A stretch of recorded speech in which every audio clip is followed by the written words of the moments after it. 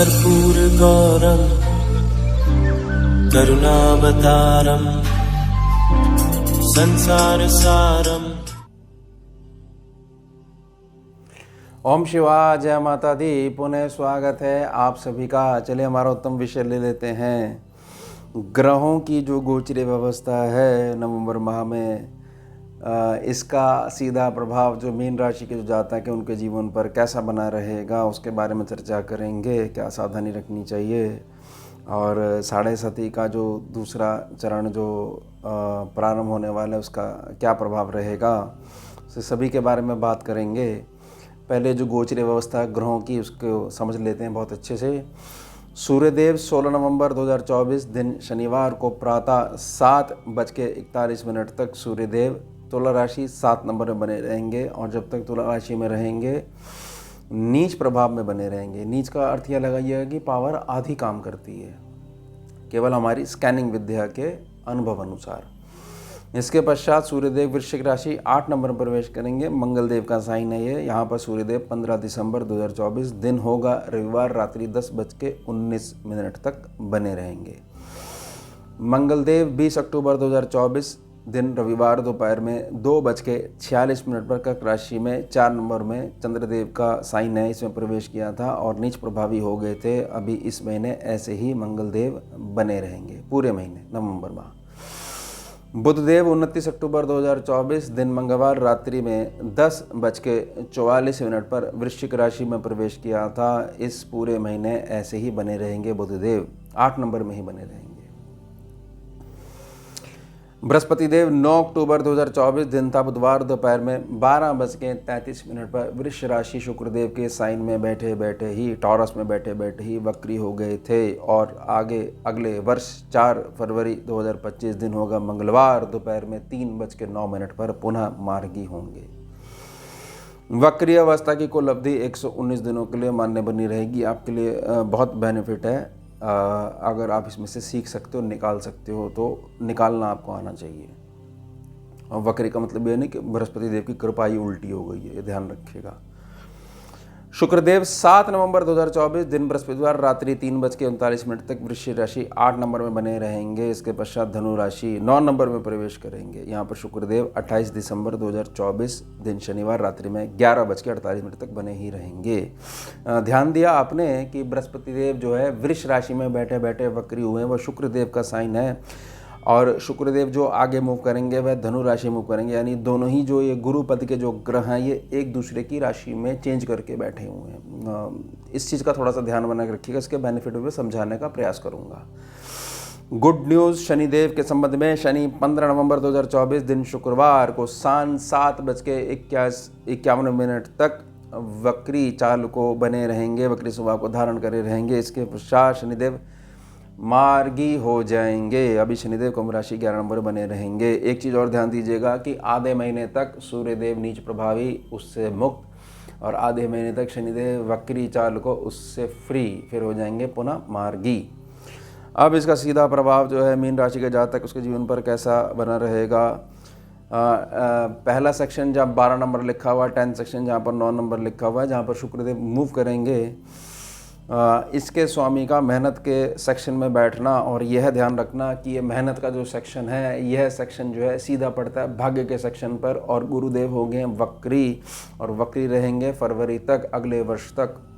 119 दिनों का जो वक्री काल है, यह क्या बताने का प्रयास कर रहे हैं ग्रह और हमारे को क्या चीज़ पॉजिटिव निकालनी आनी चाहिए जिससे कि उत्तम भविष्य का निर्माण हो सके। क्योंकि सम्मुख जो है सूर्य और बुध आ जाएंगे, सम्मुख बुध आदित्य योग आ जाएगा। तो ये 3 ग्रहों का जो आपसी दृष्टि गोचर है सूर्य बुध और गुरु का, और गुरुदेव है वक्री चाल में बैठे हुए, लेकिन कहाँ बैठे हुए, मेहनत वाले सेक्शन में बैठे हुए हैं।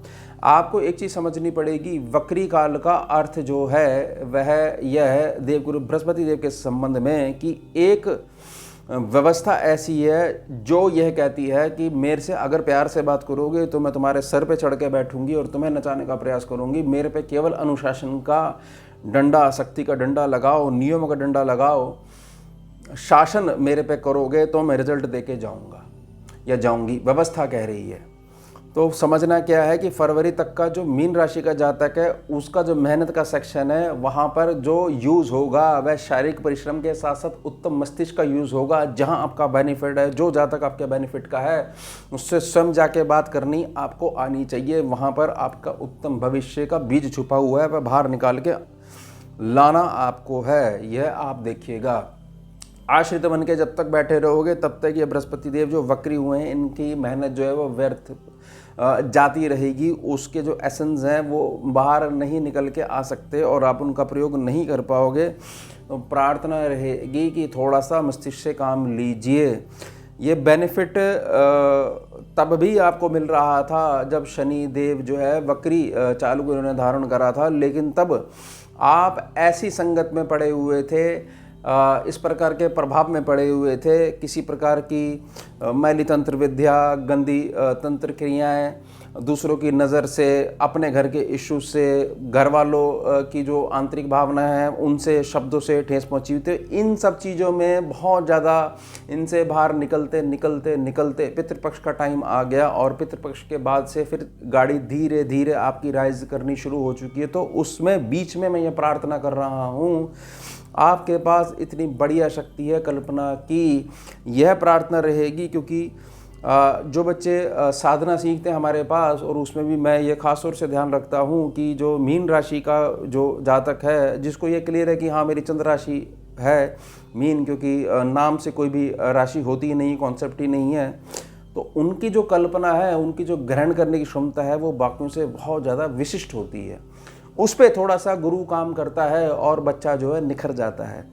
तो यहाँ पर जो देवगुरु बृहस्पति देव हैं ये क्या निखारने का प्रयास कर रहे हैं, ये आपकी मेहनत के ढंग को निखारने का प्रयास कर रहे हैं, जिसमें कि स्कैनिंग विद्या के हिसाब से गुरुदेव वक्री हैं, यानी कि गुरुदेव वक्री होने के पश्चात हैं तो गुरुदेव लेकिन चल रहे हैं शनिदेव के आधार पर। तो आपको अपना उत्तम भविष्य का निर्माण अगर करना है तो आपको अपने पूर्ण मस्तिष्क का अनुशासन का प्रयोग करना आना ही आना चाहिए। आपके पास कोई भी कंप्लेंट करने के लिए इशू नहीं होना चाहिए, कंप्लेंट हो ही नहीं चाहिए कि इस कारण से मैं यह नहीं कर पाया, इस चीज़ ने मेरी प्रोग्रेस को रोक दिया, मैं वहाँ नहीं जा पाया। यह कहना बंद कर दीजिए, स्वयं की जिम्मेदारी लेना शुरू कर दीजिए और उसको अप्लाई करना शुरू कर दीजिए। और पास्ट में जो चीज़ हो चुकी है कि इसने मुझे ऐसा कहा लेकिन आज मुझे उसके पास जाना पड़ेगा, तो केवल अपने व्यापारिक दृष्टि से उसको देखने का प्रयास करिए, अपना कल्याण करिए। और व्यर्थ के मानसिकता जो साथ में लेके चलते हो, प्रार्थना रहेगी इसको त्याग दीजिए हमेशा के लिए। करना क्या है, कैसे करना है, साधन आपके सम्मुख खड़े हुए हैं, लेकिन उनको रोकने के लिए आपका पास खड़ा हुआ है कि नहीं मैं ऐसा नहीं कर सकता हूँ क्योंकि ऐसे ऐसे फेलियर हुआ है, सम्मुख व्यक्ति ने मुझे ऐसा करा है। मैं कौन सा ये कह रहा हूँ कि हमने उसके साथ अपनी रिश्तेदारी जोड़नी है, हमारे को तो केवल व्यापारिक और लाभ की दृष्टि से उसको देखना है और अपना कार्य को सिद्ध करना है और आगे बढ़ना है और उस अनुभव को लागू करके रखना है। यह नहीं होना चाहिए कि ग्रह जब ऐसा था तो हमारी मस्तिष्क ऐसा हो गया, ग्रह ऐसा हुआ तो हमारा मस्तिष्क ऐसा हो गया। वहाँ से आप शक्ति लीजिए, उसको ग्रहण करिए और संकल्प लीजिए और उसको छुपा कर रखिए और आगे बढ़िए और अपनी प्लानिंग को थोड़ा सा बताना बंद करिए। ये जो गुरु का जो प्रभाव होता है इसमें पेट बहुत ज़्यादा मजबूत रहना चाहिए, नहीं बात को पचाना आना चाहिए, नहीं तो बहुत ज़्यादा लीकेज हो जाती है। किस चीज़ में लीकेज हो जाती है, आपके उत्तम भविष्य निर्माण की ऊर्जा व्यवस्था में, ये ध्यान रखा करिए। तो प्रार्थना रहेगी कि मेहनत करने का जो ढंग है उससे पहला सेक्शन और तीसरा सेक्शन दोनों आपके क्लियर हो चुके हैं। अब बात करते हैं यहाँ पर जो बैठे हुए राहु देव हैं।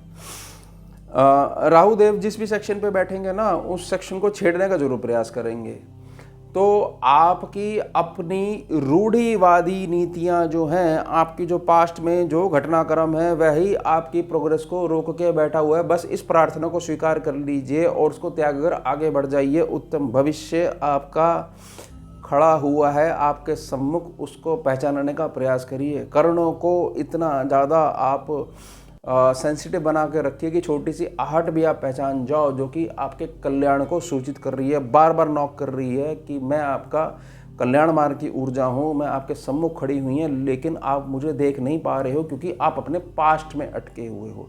पूर्व अनुभव आपके साथ ऐसा चल रहा है जिससे कि आप कल्पना नहीं कर पा रहे हो, लेकिन कल्पना क्या कर पा रहे हो कि ये चीज़ हो चुकी है, यह बदली नहीं जा सकती है। इससे बाहर आ जाइएगा। राहु की जो नकारात्मकता है अगर है आपकी लगन कुंडली में भी तो असर नहीं करेगी, क्योंकि ये मात्र जो है ग्रह संयोग के ऊपर काम करते हैं, मानसिक अवस्था के ऊपर काम करते हैं। जो जितना ज़्यादा पीड़ित है, जो जितना ज़्यादा संकल्पित का कमज़ोर है, वो उतना ज़्यादा रिएक्ट करके उसको फिजिकल रियलिटी में बदल देता है। यानी मानसिक रूप से जो आपकी मजबूती की जो ताकत है वह आपको इससे बाहर चुटकियों में निकाल सकती है। बस आपको वह अपनी पहचान होनी चाहिए, आपको पहचान होनी चाहिए कि आप हो क्या और क्या कर सकते हो, क्या कैपेबिलिटी आपके अंदर है। समय रूपी जो गुरु है उसकी गुरु दक्षिणा यानी निरंतर परिश्रम वह देते रहो, उनके सानिध्य में बने रहो। फिर देखो ये बाद की बात हो जाएंगी कि कौन सी अमुक राशि के ऊपर क्या व्यवस्था बनी हुई है, शनि की बनी हुई है, राहु की बनी हुई है, मंगल की बनी हुई है, ये सब एक तरफा बात हो जाएगी। केवल यह रह जाएगी कि मैं हूँ, मैं ये कार्य कर रहा हूँ और ऐसे ही करता रहूँगा। बस सिंपल रूल है, सिंपल मेथड है, सिंपल टेबल की कैलकुलेशन है। सेकंड हाउस पे बात कर लेते हैं। सेकंड हाउस के स्वामी जो है 5th सेक्शन पे बैठे हुए हैं। प्रार्थना रहेगी कि धन के संबंध में जो जातक ऐसा चाहते हैं कि मेरे पास इस मार्ग से भी पैसा आ जाए, इस मार्ग से भी पैसा आ जाए, या इस कार्य क्षेत्र में लगे हुए हैं कि हम बहुत सारे प्रोजेक्ट्स पे काम कर रहे हैं। अभी जब तक नीच प्रभावी मंगलदेव हैं और ये पूरे महीने ऐसे ही बने रहेंगे तब तक थोड़ा सा अटकाव होता रहेगा, लेकिन आपको मेरी प्रार्थना माननी पड़ेगी कि जो जातक स्वयं में ज़्यादा मजबूत है और जो जातक स्वयं में इतना ज़्यादा मजबूत नहीं है कि दूसरे पे आश्रित बना हुआ है, तो जब वह जो आश्रित जो जिस पे बने हुए हैं वह नखरे दिखाने लग जाएगा तो आप अपनी व्यवस्था को, व्यापारिक व्यवस्था को, रोजगार की व्यवस्था को कहाँ लेकर जाओगे। तो बेटर क्या है कि जो व्यवस्था है जिसके लिए आपको दूसरे पे निर्भर रहना पड़ता है वह सीख लीजिए, जिससे कि वह भी तब तक आराम से काम करेगा और उसको ये भय बना रहेगा कि मेरा जो स्वामी, मेरा जो मालिक है, यह मेरे जैसे 10 को घुमा सकता है, ना कि मैं इस जैसे 10 को घुमा सकता हूँ। ये थोड़ी सी डीप की बात है, सरल शब्दों में इसको समझिएगा। सम्मुख जो व्यक्ति जिसको आपने हायर करा है और वह आपको घुमाने का प्रयास कर रहा है, वह तभी घुमा पाएगा जब आप उस क्षेत्र की नॉलेज नहीं रखते हो, मात्र आपको पैसा आपके पास और आपको घुमाना आ गया, तो वहाँ थोड़ी सी मुश्किल आ सकती है। इसलिए जल्दबाजी में जो भी मीन राशि का जातक है, जब भी जल्दबाजी में कोई काम करता है, थोड़े समय बाद उसको ये लगता है कि अगर ये नहीं करा गया होता तो भी अच्छा होता, उससे मैंने डिसीजन ले लिया था, और यही गलती बार बार रिपीट करते, उससे बाहर आ जाइएगा। पैसे का फ्लो बहुत ज़्यादा उत्तम वैसे भी होने वाला है, क्योंकि शनि पुनः मार्गी हो जाएंगे और सूर्यदेव नीच प्रभाव से मुक्त हो जाएंगे, लेकिन 15 तारीख के बाद से दोनों प्रभाव लागू होंगे केवल मानसिक तौर पर। थर्ड सेक्शन हमने क्लियर कर लिया था जब हमने बात करी थी, और 10th सेक्शन भी हमने क्लियर कर लिया था। अब हम शुक्र के ऊपर बात करेंगे जब हम 10th सेक्शन तक पहुंचेंगे। अब 4th सेक्शन के ऊपर बात कर लेते हैं। आपका सुख स्थान और आपकी निजी प्रसन्नता, उसका स्वामी भाग्य में बैठा हुआ। आपके भाग्य में जब तक ये बैठे हुए हैं गोचरी व्यवस्था के आधार पर, और इसको बीज में निकालते हुए इसको संकल्प रूप में धारण कर लोगे तो ये समझ में आएगी। ये 3 मेजर जो प्लैनेट हैं एक दूसरे को देख रहे हैं, और बुध एक ऐसे ग्रह हैं जिनकी अपनी कोई निजी प्रकृति नहीं है। बुध की और चंद्रमा की, राहु की और केतु की, ये कोई निजी प्रकृति नहीं है, ये धारण करते हैं, ये कॉपी करते हैं। समझेगा, बुद्धि और मन जो है जहाँ जैसी संगत मिलेगी वैसा होना शुरू हो जाएंगे। तो इनके पास थोड़ा सा शुक्र का प्रभाव, थोड़ा सा सूर्य का प्रभाव और बहुत ज़्यादा इम्पैक्ट जो पड़ेगा, क्योंकि वक्री हो गए, ताकत बहुत ज़्यादा हो चुकी है। गुरुदेव का प्रभाव, गुरु और सूर्य को दोनों को मिला दोगे स्कैनिंग विद्या में, ये उत्तम राजकीय प्रभाव बन जाएगा, राजकीय आपकी ऊर्जा बन जाएगी, या राजयोग आप इसको बोल सकते हो। वो कैसे फलित होगा, आपकी नीति कौन सी, परिश्रम करने की नीति, कार्य करने की नीति जो है वह आपको आगे बढ़ाएगी। शांत होकर बैठिए। मैं पुनः प्रार्थना करूंगा, बाय बॉर्न अगर आपकी क्लियर है कि आपको चंद्र राशि मीन है, तो बाय बर्थ आपके पास सॉल्यूशन आपके अंतर्मन से बाहर निकल के आता है। अगर आपकी वह आदत छूट गई है तो शांति से बैठिए और वह अंतर्मन आपको एज ए गुरु गाइड करेगा, और फिर चला करिए, और थोड़ा सा धैर्य को साथ में लेकर चला करिए। बहुत तेज़ी से अगर हाथ पैर आपके फूल जाते हैं तो थोड़ा सा आपके पास कुछ अनुभव की कमी हो रही है, उस पर थोड़ा सा काम करिए, सारी चीज़ आपकी ठीक होने वाली हैं। तो भाग्य में आपके सुख बढ़ना ही बढ़ना है, यह ध्यान रखिएगा। यह है चौथा सेक्शन आपका। अब पांचवें सेक्शन, मंगलदेव यहाँ पर बैठे हुए हैं और मंगलदेव सीधे तौर पर आपके 8th सेक्शन को देख रहे हैं और आपके 11th सेक्शन को देख रहे हैं। थोड़ा सा प्रभाव यह हो सकता है कि आपकी जो संतान है उसके जीवन में संघर्ष को देखकर उसके आने वाले भविष्य को और उसके आने वाले भविष्य में जो लाभ छिपा हुआ है और उसके आगे का जीवन कैसा होगा, उससे संबंधित ये महीना थोड़ा सा चिंता वाला बना रह सकता है। ख़ासतौर से जब तक आपके बच्चे का कैरियर सेटल नहीं हुआ है, बहुत ज़्यादा उसको अकोमोडेशन की परेशानी हो रही है, कहीं बाहर रहता है उसमें रहने व्यवस्था में परेशानी हो रही है, लेकिन धीरे धीरे क्लियर होनी शुरू हो जाएगी। आप स्वयं में विश्वास रखिए और विश्वास से उसके साथ बात करिए। और अगर उनके विवाह के संबंध में कोई दिक्कत आ रही है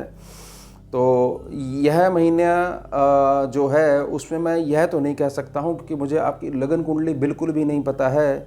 अगर आपकी लगन कुंडली बहुत ज़्यादा मजबूत है तो बहुत ज़्यादा फ़र्क नहीं पड़ेगा, लेकिन बहुत ज़्यादा ढीली है इस संबंध में कि 8th सेक्शन, 5th सेक्शन और 7th सेक्शन और 11th सेक्शन थोड़े से वीक हैं। तो सामने वाले से कुछ दिनों में आप बात करते रहिए, यानी अपनी संतान से बात करते रहिए। आपके शब्दों से जो ऊर्जा उसको प्राप्त होगी, उससे वह बच्चा उस जो व्यर्थ में जो उसका ध्यान लगे जा रहा है, जिससे उसके उत्तम भविष्य में दिक्कत आ रही है, वहाँ से अपना ध्यान हटा पाएगा। तो मैंने कोई ऐसी कोई मीठी बात नहीं कही कि इस महीने ऐसी चुटकी बजाते ही ऐसी चीज़ हो जाएगी। मैंने बताया कि ग्रह है, ग्रह का ये प्रभाव पड़ता है। अगर आपकी लगन कुंडली का अगर आपको ज्ञान है तो आप ये बहुत अच्छे से निकाल पाओगे कि आपकी लगन कुंडली ने उसको गोचर की व्यवस्था को कितना ज़्यादा ग्रहण करा है। 6ठे सेक्शन पे बात कर लेते हैं। सूर्यदेव का सेक्शन है। सूर्यदेव 8वें सेक्शन में जब तक बने हुए थे तब तक भी बेनिफिट था, और सम्मुख बृहस्पति देव के आ जाएंगे तो भी बेनिफिट ही रहेगा आधे महीने के बाद से। तो 6ठे सेक्शन का मालिक जब यहाँ पर बना हुआ है तो जिनके पिता नहीं हैं, प्रार्थना रहेगी उनको ही थोड़ा सा सम्मुख रख के मैं प्रार्थना करना चाहूँगा। और आपकी उम्र बड़ी कम थी और आपके पिता का जो आशीर्वाद है शारीरिक रूप में वह आपके सर के ऊपर से हट गया था दुर्भाग्यवश। तो अब प्रार्थना रहेगी, आत्म तत्व जो है वो कहीं नहीं जाता है, वो वहीं रहता है आपके पास स्मृति के रूप में। तो आप उस आशीर्वाद को पहचानिए, शांति से बैठिए। आपके पिता नहीं है शारीरिक रूप में, अगर कोई भी वस्त्र उनका है, उनके वस्त्र को धारण करिए इस विश्वास के साथ कि मैं मेरे पिता का ही एक बीज हूँ, मेरे पिता की एक कल्पना है जो साकार रूप में मेरे माता पिता ने प्रकट करी है। और पिता का जो प्रेम होता है वह माता से बहुत ज़्यादा अलग होता है, और ये स्वाभाविक है कि बहुत ज़्यादा प्रकट नहीं कर पाते हैं। तो अगर आप पुत्र हैं या पुत्री हैं, दोनों के संदर्भ में, लेकिन विशिष्ट मैं पुत्र के माध्यम से कहना चाह रहा हूँ, आप अपने पिता को याद करिए और भंवर जाल से कैसे वह अपने आशीर्वाद से आपको बाहर निकालते हैं, यह फिर आप मुझे बताइएगा। ये स्कैनिंग विद्या की कैलकुलेशन है। पुनः प्रार्थना करूँगा, हमारा ज्योतिष विद्या से ज़रा सा भी लिंक नहीं है, बस लगन है, उसको देखने का ढंग स्कैनिंग विद्या का है, जो साधना मार्ग से बाहर आई है। इसलिए मैं इस प्रकार से ये टॉपिक्स वाले जो फैशनेबल टॉपिक्स हैं इनसे हटकर प्रार्थना करता हूँ आपसे।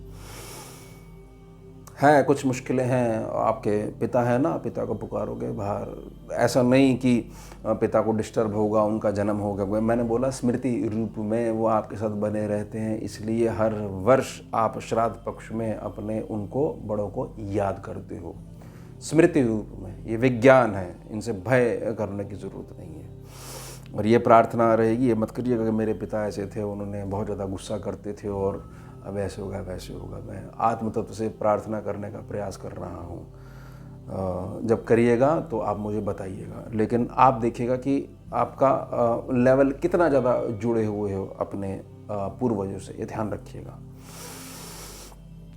पता भी नहीं लगेगा शनिदेव की साढ़े सती कैसी होती है, पता भी नहीं लगेगा। इतने कंफर्ट जोन में रखेंगे आपके पूर्वज। घर का जब तक बड़ा है ना, किसी भी रूप में बड़ा है, तो बाहरी कोई भी ऊर्जा आपके ऊपर प्रभाव नहीं डाल सकती है। यह आपकी आंतरिक कमजोरी है कि डर में, भय में आप बाहर उसके सॉल्यूशन ढूंढ रहे हो। सॉल्यूशन आपका पूर्वज है, प्रार्थना रहेगी। चलिए 7 सेक्शन पे आ जाते हैं। 7 सेक्शन पे केतु बैठे हुए हैं।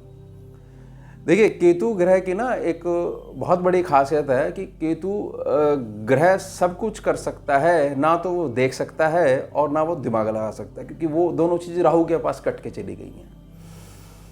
तो केतु की जितने भी विचार हैं वो है केवल और केवल हृदय के आधार पर होते हैं, भावना के आधार पर होते हैं। और आपके पास मीन राशि का जातक है, उसके पास है कल्पना। कल्पना और भावना को मिला दोगे तो उपलब्धि होनी है, लेकिन इतनी स्मार्टनेस भी तो होनी चाहिए कि जहाँ पर मस्तिष्क का क्षेत्र है वहाँ पर भावना नहीं लगानी है, और जहाँ पर भावना का क्षेत्र है वहाँ पर मस्तिष्क नहीं लगाना है। इस फिल्टर को डिस्टर्ब करने के लिए जब से केतु यहाँ बैठे हुए डिस्टर्ब हो जा रहा है। सामने वाले को हमारी जो वह जो पैसा है जो हमें मिलना चाहिए, हमारे तक आना चाहिए, जिससे हमारा घर चलता है, हमारी जो मासिक आय है उसमें डिस्टर्बेंस आ रही है, और हम जो है भावना के आधार पर सामने वाले को देख रहे हैं, या सामने वाला हमारे को भावना के आधार पर एक प्रकार से घुमाया जा रहा है। थोड़ा सा मस्तिष्क से काम लेते हुए आगे बढ़िएगा। सामने वाले को ये नज़र आ जाना चाहिए कि नहीं, अब सम्मुख व्यक्ति है, वह अपने अधिकार की मांग कर रहा है, अपने धन की मांग कर रहा है, अपनी पेमेंट की मांग कर रहा है, अपनी व्यवस्था की मांग कर रहा है, तो जायज़ है, उसकी बिल्कुल अप्रोप्रिएट है। उसकी जो डिमांड है बिल्कुल सीधे तरीके से बात कर रहा है, और अब उसकी दृष्टि से उसकी पलक नहीं झपक रही है, बहुत ज़्यादा क्लियर है कि उसको ये चीज़ देनी ही पड़ेगी, बस ये एटीट्यूड शो कर दीजिएगा।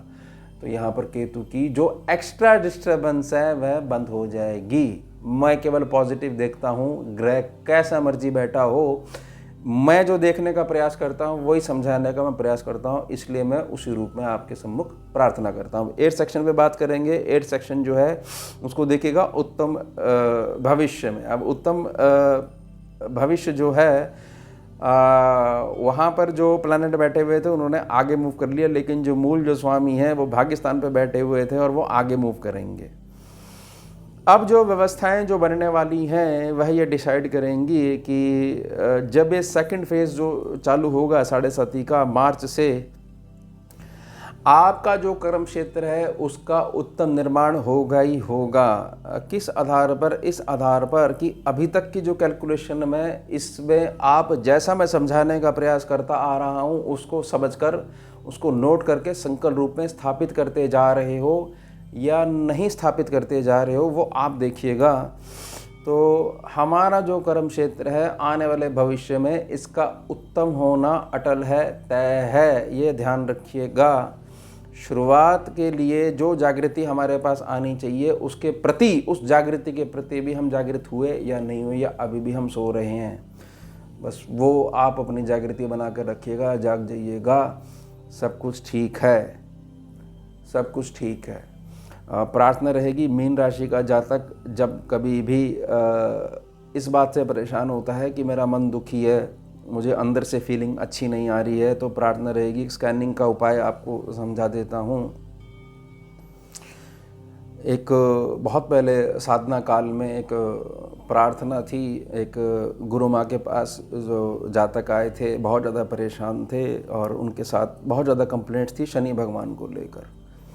और ऐसी कंप्लेंट थी जैसे शनिदेव तो उनके घर पे बैल बजा के अंदर आके बैठ जाते हूँ और व्यवस्था ख़राब कर देते हूँ। उस प्रकार से हर एक चीज़ के लिए शनि ने ऐसा कर दिया, वैसा कर दिया। तो मुझे भी बहुत देर में समझ में आई।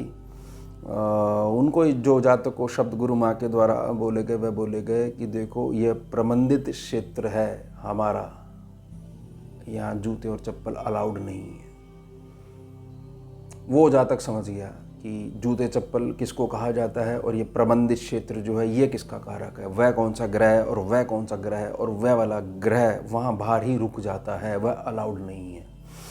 शनिदेव और बृहस्पति देव के बारे में चर्चा हो रही थी। या शनिदेव, नेगेटिव शनिदेव, जिसकी वो जातक कंप्लेंट कर रहा था, और बृहस्पति देव यानी हाईली पॉजिटिव, वो तो गुरु माँ का क्षेत्र है, प्रवेश नहीं है वहाँ पर। अब इस युक्ति को समझ जाइएगा, नहीं समझ में आएगी तो कमेंट सेक्शन में लिख दीजिएगा, मैं बहुत डिटेल में समझा दूंगा वो क्या था। नेगेटिविटी उस क्षेत्र में प्रवेश नहीं कर सकती है, वह हो गया बृहस्पति और वो हो गया नेगेटिव शनि।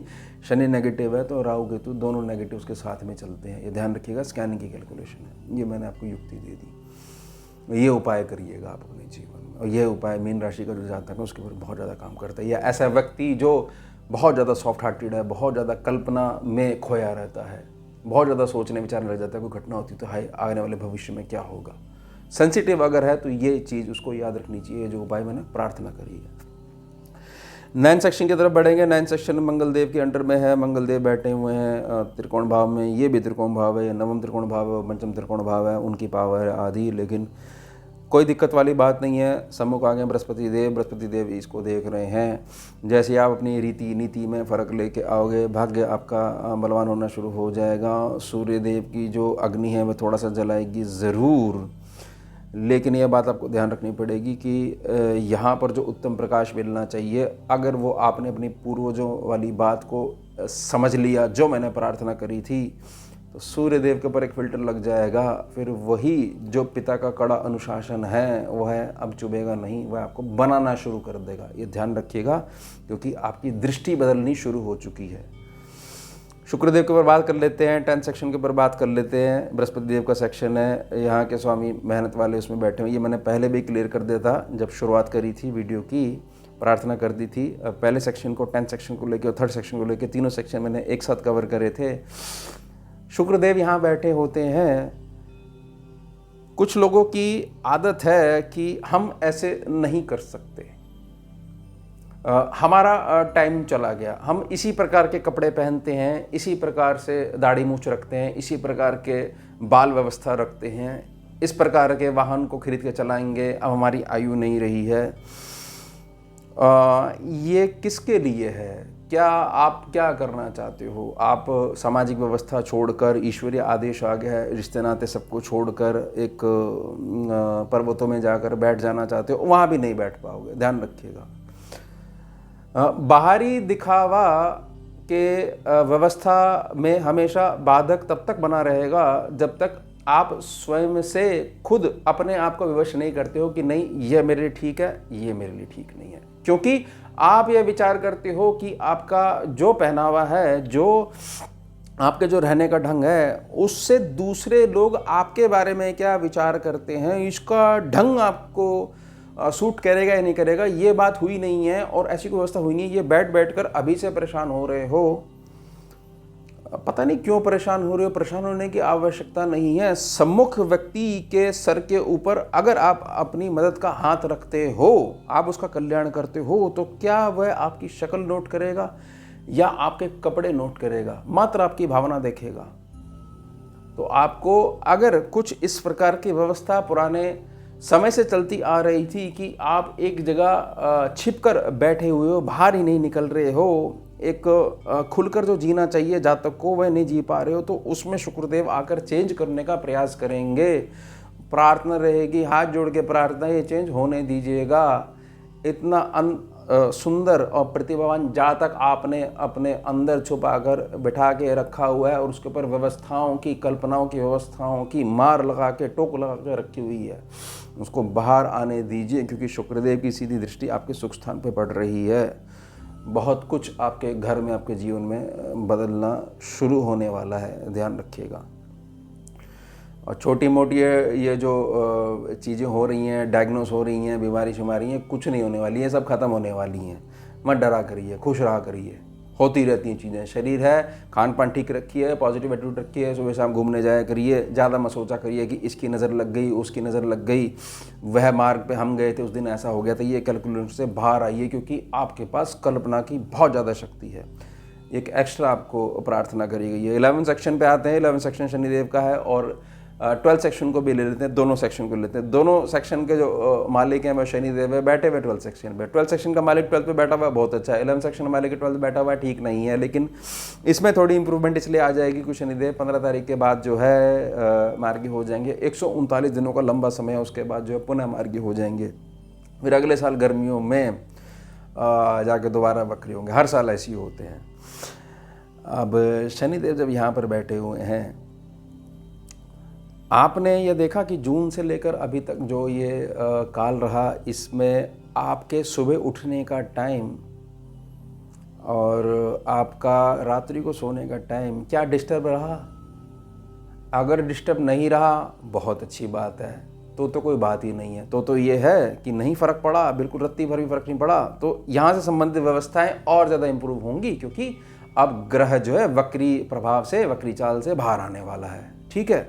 और अगर डिस्टर्ब रही तो डिस्टर्ब रहने के पश्चात आपके दिन की जो शुरुआत है वह कब हुई, और रात्रि को जो रात्रि काल में शयन का समय है वह शयन समय कब से प्रारंभ हुआ, शरीर को जो मदद मिलनी चाहिए, जो ऊर्जा मिलनी चाहिए, और पूरा दिन जो डिस्टर्ब नहीं होना चाहिए वो सारा डिस्टर्ब रहा। तो अब आप बताइए, केवल एक कारण से, सोने और उठने का नियम नहीं होने के कारण से अगर पूरा दिन डिस्टर्ब रह सकता है, तो जब वह ग्रह यह बता रहा है कि मैं वहाँ जाकर इस प्रकार के प्रभाव दे रहा हूँ, लेकिन अब मैं वक्री से पुनः मार्गी हो रहा हूँ, तो तुम्हारा बेनिफिट किस में छुपा हुआ है, उस गलती को समझो और पहचानो कि तुम्हारे सोने उठने का नियम बहुत ज़्यादा पक्का होना चाहिए। काम को टालने की जो आदत है कि अभी कर लेते हैं, हो रहा है, देख लेंगे, कर लेंगे, ये सारे जो फ्यूचर वाले जो टेंस हैं, इनको अपनी जो गणलाइन से बाहर कर दीजिए। करना है तो अभी करना है, मौका है तो अभी है, और शांति से, प्रेम से और सद्भावना से, धैर्य के साथ हमें आगे बढ़ते रहना है। तो आप यह देखिएगा, केवल और केवल बेनिफिट ही आपके चारों ओर ऑर्बिट करेगा। जैसे सैटेलाइट ऑर्बिट करती है ना, प्लैनेट का, जैसे चंद्रमा ऑर्बिट करता है अर्थ को, ऐसे ऑर्बिट करेगा। क्या लाभ? ध्यान रखिएगा, मैंने 2 प्रार्थना करी। जिनका नियम अच्छा बना हुआ था उनके लिए तो बहुत अच्छी बात, जिनका नहीं बना हुआ था तो अपना नियम ठीक कर लीजिएगा। ध्यान रखिएगा, एक ना स्वयं की जागृति होती है सुबह उठने के लिए कि हाँ मैं ही हूँ, मैं ही करूँगा। तो शरीर भी उसके अकॉर्डिंग उतनी टाइमिंग एडजस्ट कर लेता है कि इतने कल्पनाओं से परे, विचार को परे रखते हुए इतने घंटे की ही शयन करना है और उठकर अब कार्य में लग जाना है। मेरे पास तो बहुत सारा कार्य है। यानी कि व्यवस्थाओं को लागू करने के लिए जो मानसिक व्यवस्था का उत्तम होना ज़रूरी है वह होनी शुरू हो जाएगी। और इस चीज़ का भी आशीर्वाद मांग लीजिएगा कि मेरा नियम नहीं है, हे मेरे पूर्वज, हे मेरे पिता, आप अपना आशीर्वाद दीजिए। बहुत ताकत होती है आशीर्वाद में, और बहुत ताकत होती है इंसान के इमोशन में। उसको नहीं पता होता कि जो पास्ट में जो नफरत करने वाला शख्स है उसको रोज़ रोज़ गाली दे के पुनः उसी से जुड़ जाते हो और फिर कहते हो कि हम आगे क्यों नहीं बढ़ पा रहे हैं। ध्यान रखिएगा स्कैनिंग की कैलकुलेशन से। तो ये हो गया हमारा उत्तम विषय। अब मिलते हैं आपसे अगले भाग में नए विषय के साथ। जुड़िए और जोड़िए। ओम शिवा, जय माता दी। भुजगेन्द्रहारं कर्पूरगौरं करुणावतारं